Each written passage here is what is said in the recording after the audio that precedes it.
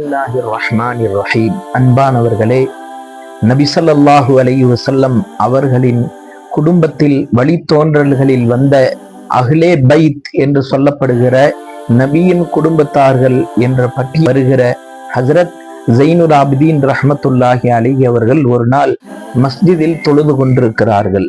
அப்பொழுது மஸ்ஜித் முழுக்க தீப்பிடித்து விட்டது. அவர்களோடு தொழுத தொழுகையாளிகள் எல்லாம் அதை அறிந்து கொண்டு பள்ளியிலிருந்து வெளியே சென்று விடுகிறார்கள். மிக பெரும் கூச்சலும் குழப்பமும் உண்டாகிறது.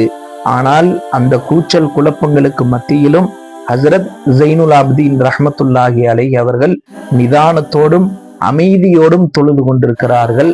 அவர்களது தொழுகையில் அவர்களது சிந்தனை, அவர்களது உள்ளச்சம் வெளியில் நடக்கிற எந்த விஷயங்களும் அவர்களுக்கு தெரியாமல் இருந்தது. இப்போது சில மனிதர்கள் எப்படியோ உள்ளே வந்து ஹஜரத் அவர்களை வெளியே அழைத்து சென்று விடுகிறார்கள்.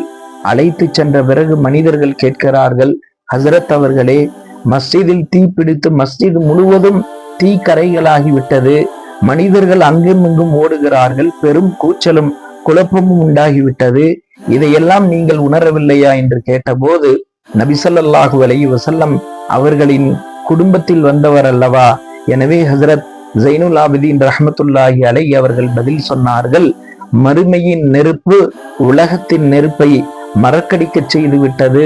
இங்கு தீப்பிடித்ததும் மனிதர்கள் அலறி சப்தம் போட்டு ஓடியதும் எனக்கு தெரியவே இல்லை, நான் உணரவே இல்லை என்று பதில் சொன்னார்களாம். அன்பானவர்களே, தொழுகையில் குஷு குது என்றால் என்ன என்பதற்கு இதுதான் உதாரணம். எனவே வல்ல அல்லாஹ் சுப்ஹானஹு வ தஆலா நம்முடைய தொழுகையிலும் மன ஓர்மையை, உள்ளச்சத்தை அல்லாஹ் நம் அனைவருக்கும் நசீபாக்குவானாக.